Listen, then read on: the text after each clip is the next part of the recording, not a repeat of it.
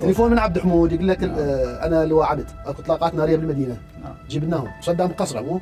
قد صدام بالقصر المشرف على الغابات. عبي طارق دزونا العريس ودزونا اللي رمى. الرئيس صدام حسين يطلب إحضار الذين أطلقوا العيارات النارية في مدينة الموصل، ومدير الشرطة يبدأ التنفيذ.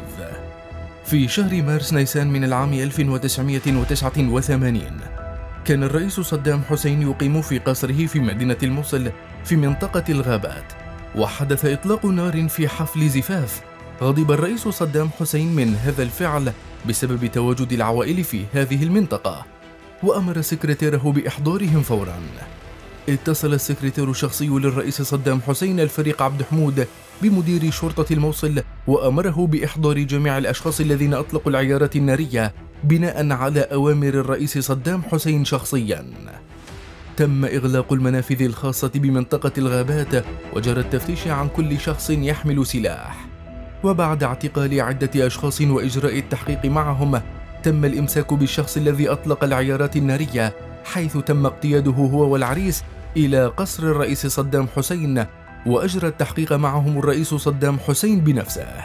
وتبين أن مطلق العيارات النارية هو ضابط في إحدى أجهزة الأمن، تم توبيخه شفويا وتحذيره من إطلاق النار في الغابات بسبب كثرة العوائل ولقربها من مكان إقامة الرئيس. أما العريس تم الإفراج عنه فورا وإعطائه مكافأة هدية زواجه، تعويض نفسي ومادي لما تعرض له من ضرر أثناء اعتقاله.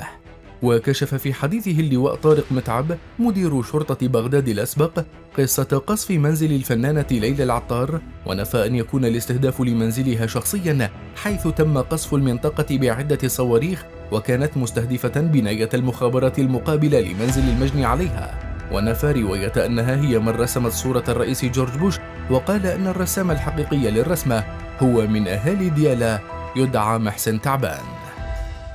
بس أنا أصور الصواريخ أكثر أغلبها وقعت بالمخابرات. أنت استشفيت الصواريخ مستهدفة البيت لو للمخابرات وصدفة وقعت؟ يعني أنا برأيي مستهدفة المخابرات. يعني هي مو ليلى العطار، حتى الناس يعرفون. نعم. هي مو ليلى العطار الراسمة صورة بوش. وأنا أيضا بوقتها شاب اسمه محسن من أهل ديالا. اسمه محسن، وعندي تفاصيله. تمام.